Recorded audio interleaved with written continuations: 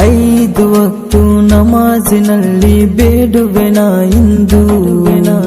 ನಾನು ಮಾಡಿದ ತಪ್ಪುಗಳಿಗೆ ತೌಬ ಕೇಳುವೆನು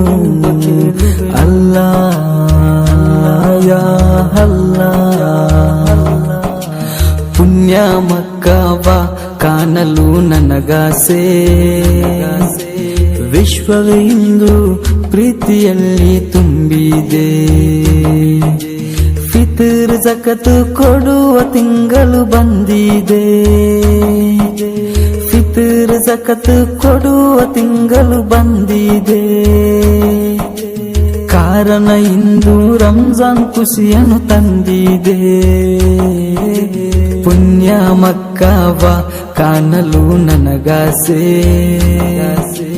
ವಿಶ್ವವೇ ಇಂದು ಪ್ರೀತಿಯಲ್ಲಿ ತುಂಬ